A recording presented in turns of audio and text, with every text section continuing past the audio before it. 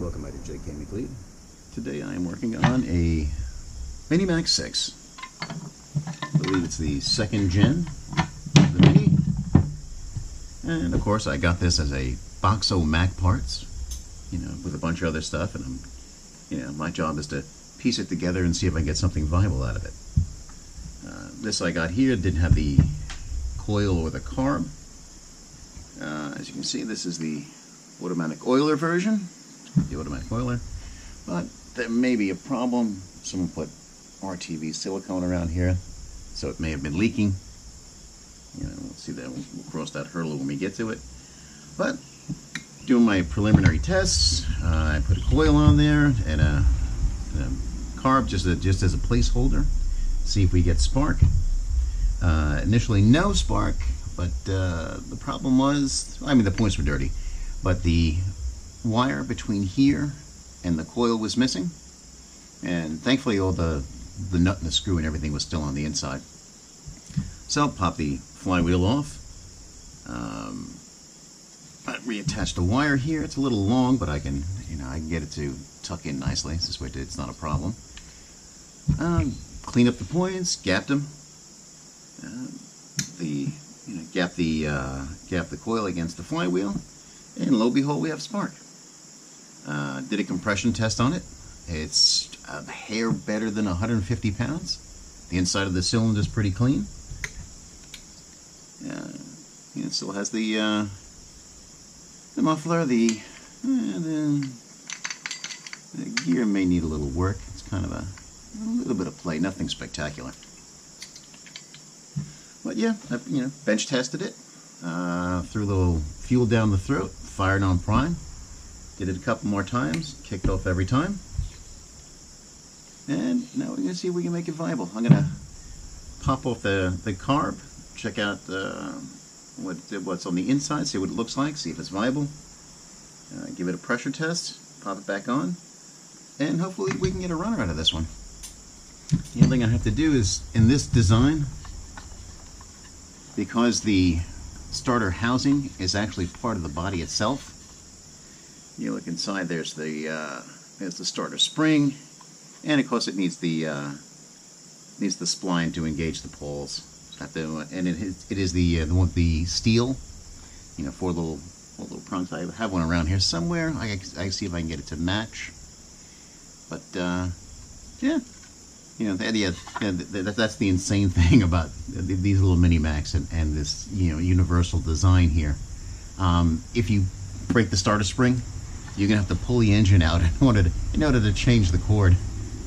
Yeah, that's why they went to the removable style afterwards. It's a nice idea. It's pretty, but it's not very practical. So let me pop the carb off. See if that has any life left. I'll put a couple of new gaskets on here, and we'll get started with the starter on this. See if we can bring the starter back to life.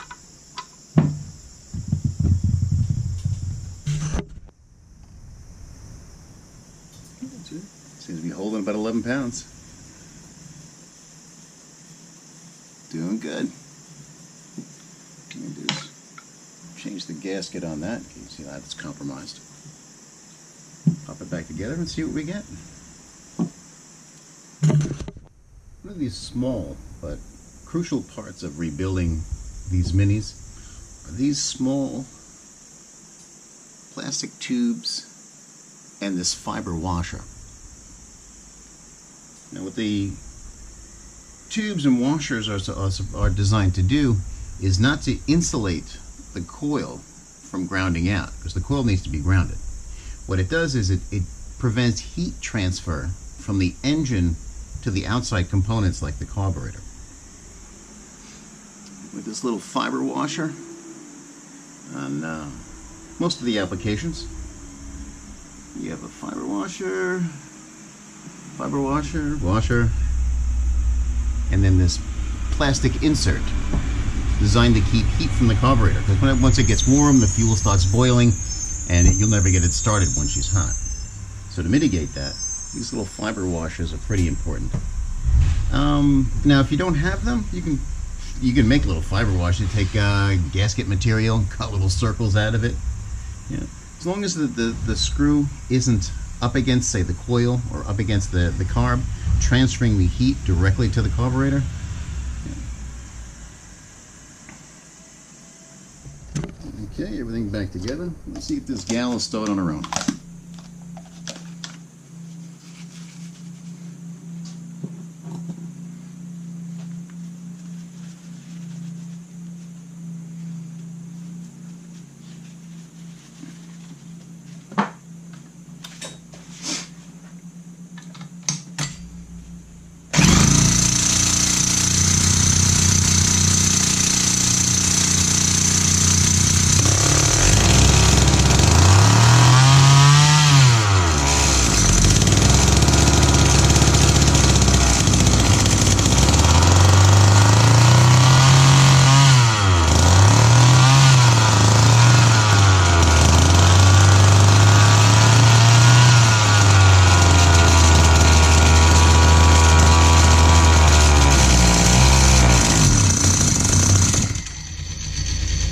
Almost.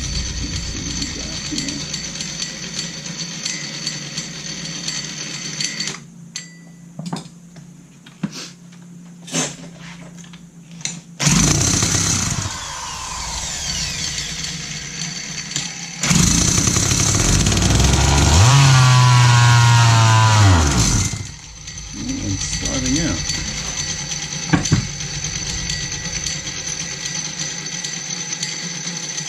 Open that up a fair more.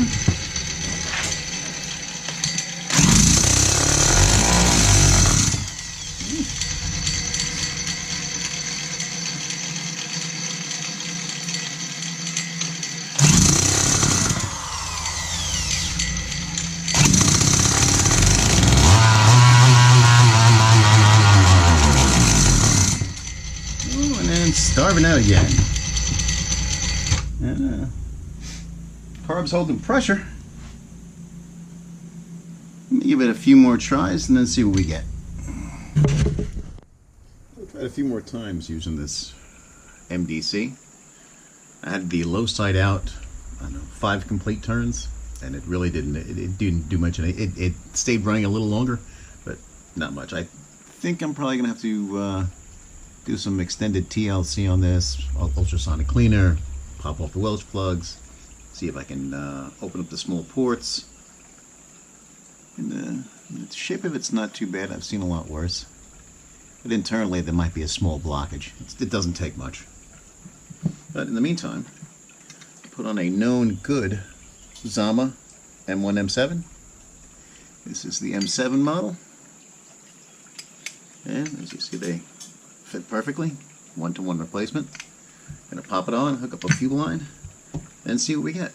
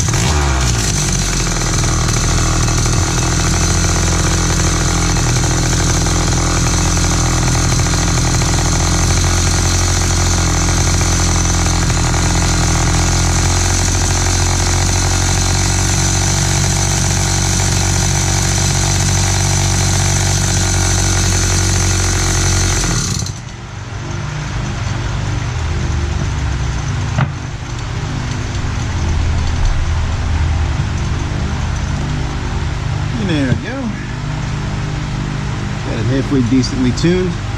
Haven't given up on the MDC yet, but yeah,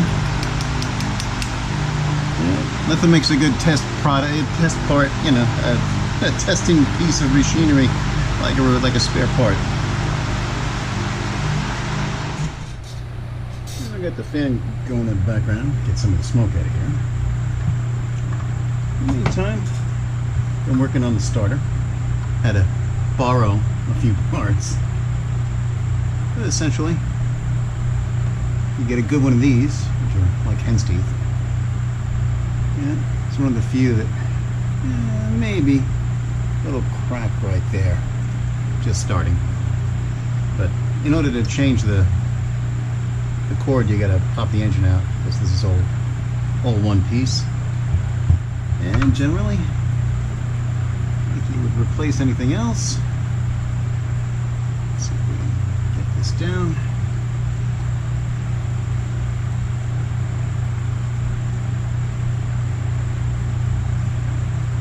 Get the seat properly.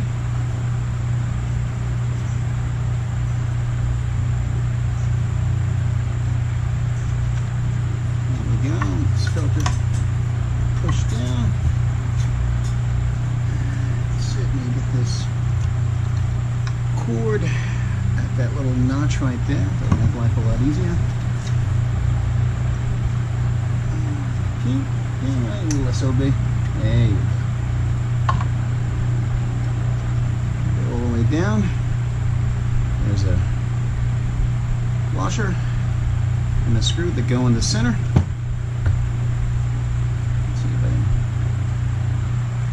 This the first shot. Generally I got a fish. And of course I'm gonna have a fish.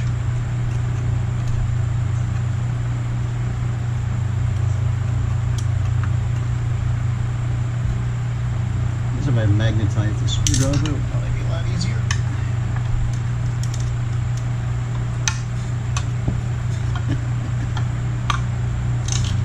There we go.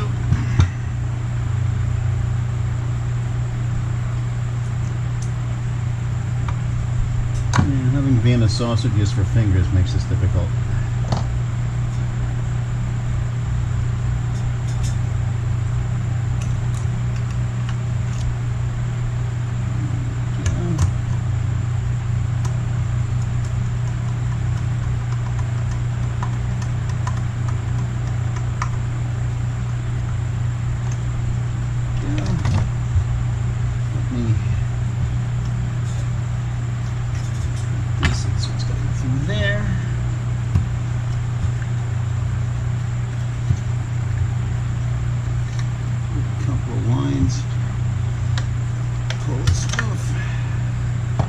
So we can see what we're doing.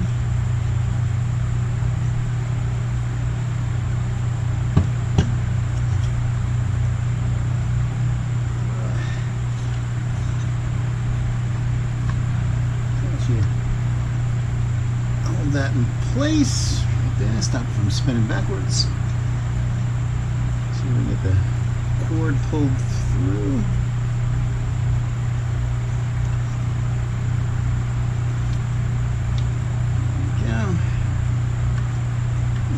Up through there. And boom.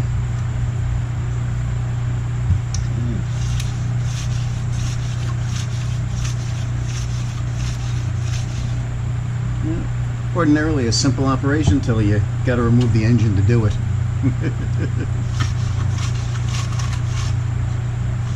Glad they changed the design. Well, there you go. I just gotta find the appropriate handle, and we're good to go. There we go. Nice and tight, no motion. And hopefully, because I have this little steel spider right here, goes into these notched poles, and hopefully should engage nice and smooth. Yeah, we're getting close to assembly. Gathered all the bits and pieces, the hopefully everything proper for this as far as I can tell. The caps, the oil rod, the lever, the proper starter. Get it as original as humanly possible. But I think I'm going to keep the Zama on there because it seems to be working so well. As I've said in my other videos, keep the fuel line the exact same length as the old one. Because it's a tight fit, some people tend to give yourself a bit more slack on this. But the way it sits in there is sort of like in this position here. If you cut the line too long, you'll wind up kinking it. So keeping it shorter is better.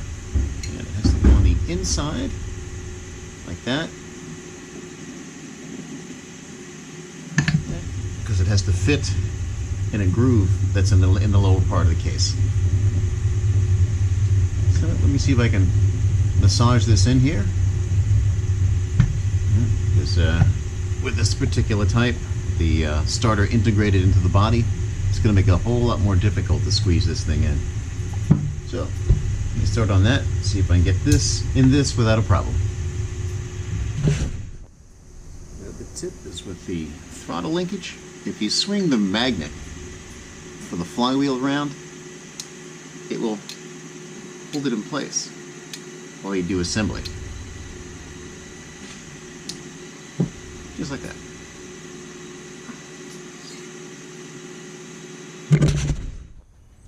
As many of these things as I've done, you think you've seen it all, but it's the simple things that screw you up. And whoever was working on this, they put the condenser in, mounted it upside down so that it was sticking out to here. And I'm trying to get this in the case. I'm like 99% of the way there. I couldn't get the holes to align so I could put the screws in. Now, the condenser needs to fit down in that little space right there. It was up just a little too far. And I'm looking at where the fitting for the tank is, and the condenser's in the way. I'm like, oh. And I had it in, it was nice, it was, I had 2 out of the 3 screws, and it's like, oh, this thing's got to come out again, really? But it's out. Flip the condenser around. I'm going to check it for spark again before I put it away. And then we can massage this back into the case. Yeah, trying to get around the pawls is difficult. Trying to get a spider, so what you got to do is, these fins get in the way, so you have to turn the starter a little bit so that this little spider runs across here, and you'll be able to seat it. You have to kind of wiggle it, massage it, and try to get 10 things in place at once, but it's possible. Now I know why in the beginning everybody was like, oh, I'm just not working on these things. Yeah, this particular style where the starter is integrated makes it much more difficult. And I can understand their frustration now. But hopefully we got it. Let's turn this around. Magnets are there, and we're good. Let's give this one more shot. I gotta admit it, after all the minis I've done, this gal is by far the toughest. It fought me every step of the way. She's in, she's good.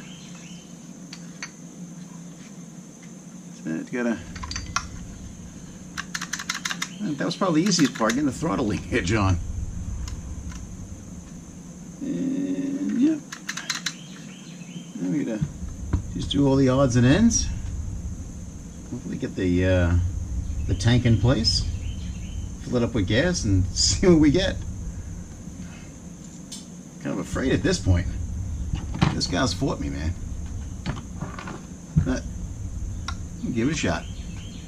Okay, tank's on. So far, so good. Seems to be in there pretty decently. Get the front cover on, the oil lever. Then we're going to do a little gas and oil and see what we get. Did I mention that it's fighting me all the way? Put on the tank, came with it. And of course, in the classic place where they leak, this little seam is damaged. And I got, I don't know, maybe 3 or 4 that are like this. just right on that, right on this seam right here. You know, and I'm wondering if I can do a little, you know, little crosshatch repair with a soldering iron and then red coat the inside. I've never red coated the inside of one of these tanks. I think I'm going to give it a shot. Double installation. Hopefully I should be able to save a few more of these. The good thing is that throughout the entire line, as I said in a previous video, they all use the same exact tank from the beginning to the end. So, new tank on.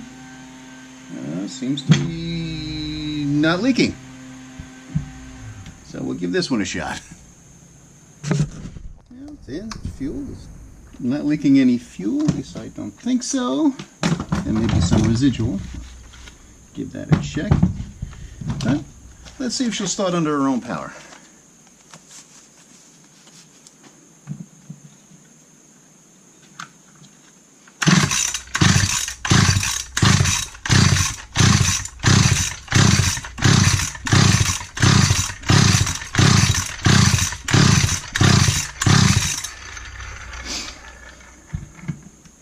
No.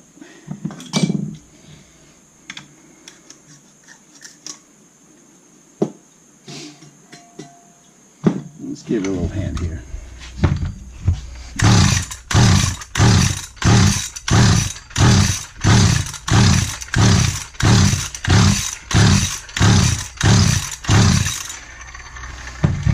Nope, Houston, we have a problem. Well, somewhere along the installation progress, we lost spark. Oh well. Back to the drawing board.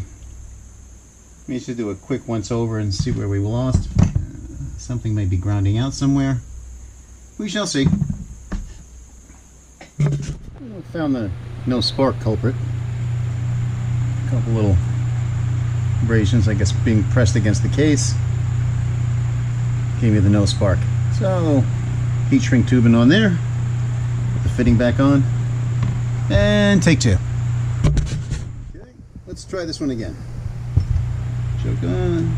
Up.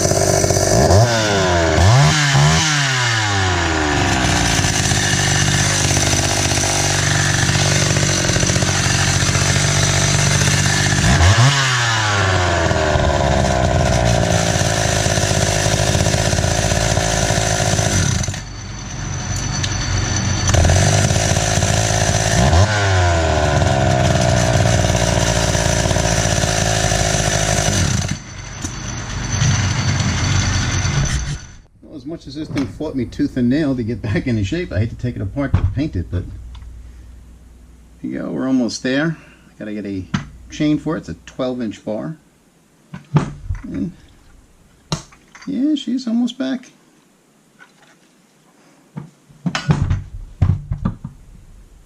That's it. I think it's circa 1973. So this gal's like a, what, half-century mark? Old gal. Still going. Thanks for watching.